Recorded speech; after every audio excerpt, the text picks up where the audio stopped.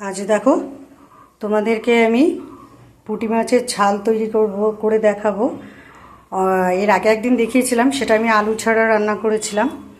আজকে একটু আলু দিয়ে পুঁটি মাছের ঝাল রান্না করব।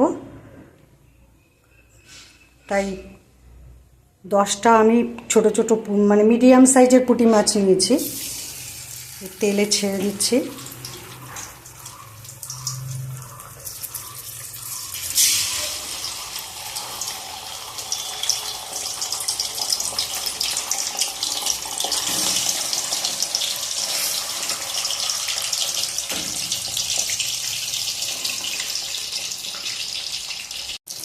এবার পুঁটি মাছগুলোকে উল্টে দিচ্ছি।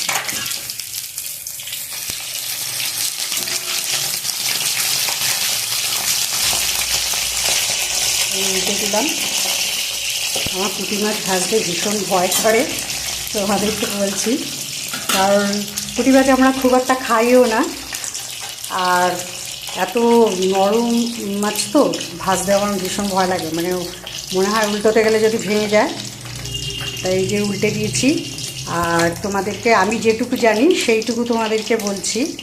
মানে পুঁটি মাছ খাওয়া মাঝে মধ্যে খেতে পারবে, কিন্তু বেশি খাওয়া ভালো নয়। যাদের তোমার হার্টের রোগ আছে কিংবা অ্যাজমার রোগ আছে, তাদের পক্ষে কিন্তু পুঁটি মাছটা খাওয়া ঠিক নয়। এই যে মাছগুলো আমি ভেজে তুলে নিয়েছি, সব একটা থালার মধ্যে মাছগুলো তুলে নিয়েছি।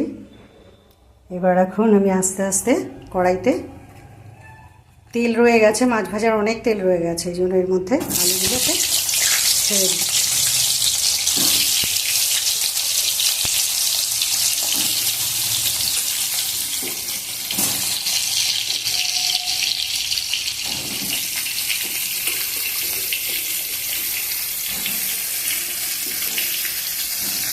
এর মধ্যে আমি আলুগুলোকে ভেজে নেবো। আলুগুলোকে কিন্তু আমি বেশি ছোটো করে কাটিনি, কারণ চন্দ্রমুখী আলু এগুলো গলে যাবে একদম। ওই জন্য আমি অল্প অল্প করেই, মানে বড় করে কাটিনি, খুব বড় করেও কাটিনি, আবার ছোটো করেও কাটিনি, অল্প একটু বড় করেই কেটেছি। এবার এর মধ্যে আমি একটু লবণ দিয়ে দিচ্ছি,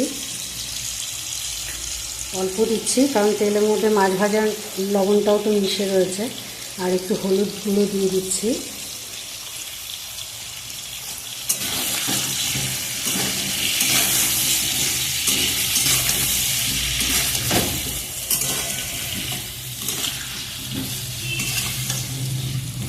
এবার এটাকে আমি ঢাকা দিয়ে দিয়ে আস্তে আস্তে ভেজে নেব।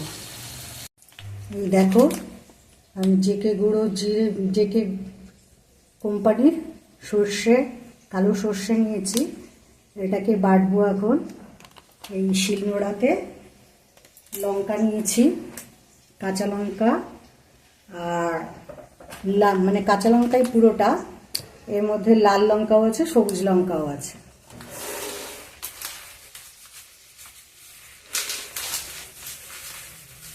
পরিমাণ মতো সর্ষে ঢেলে নিলাম আমি। এবার এটাকে আমি বেটে নেব।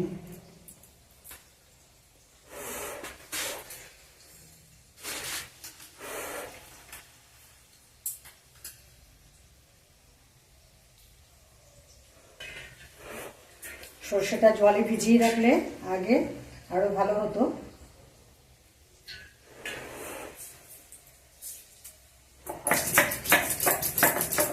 তা আমার তাড়াহুড়োতে আর সর্ষেটা তোমার ভিজিয়ে রাখার টাইম পাইনি, তাই ডাইরেক্টই নিয়ে নিলাম।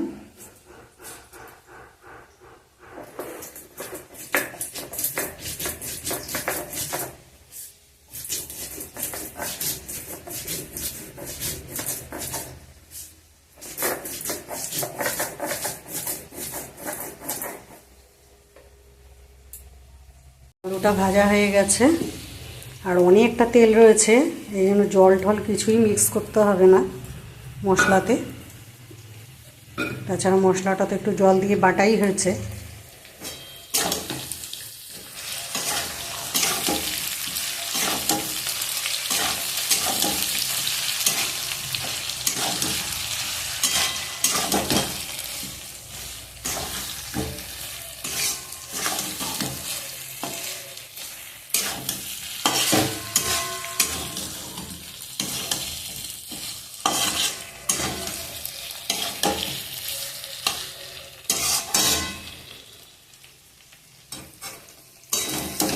মশলাটা দেওয়ার পরেও একটু নাড়াচাড়া করে ভাজা ভাজা করছি। এতে খেতে খুব টেস্টি হয় তোমার।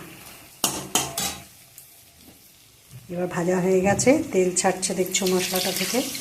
এবার আমি জল অ্যাড করে দিচ্ছি। জলটা অ্যাড করে দিলাম। এবার ফুটুক, এটা ফুটলে পরে আস্তে আস্তে মাছগুলো ছেড়ে দেবো। খুব ঝোলটা কি সুন্দর ফুটছে, আর কালারটা দেখেছো কি সুন্দর। এবার আমি ওই ধনেপাতা বাটাটা পেস্টটা দিয়ে দিচ্ছি। ব্যাস, এবার কালারটা দেখো, দেখেছো গোল্ডেন কালার হয়ে গেল, সবুজ আর হলুদ মিলে। এবার খুব সুন্দর একটা গোল্ডেন নয়, ঠিক ভুল বললাম, এটা একটা বাসন্তী কালার হয়ে গেল। দেখেছো কি সুন্দর বাসন্তী কালারের হয়ে গেল। এবার আমি মাছগুলোকে ছেড়ে দেবো। এইভাবে রান্না করে একদিন দেখবে, খেতে খুব সুস্বাদু লাগে।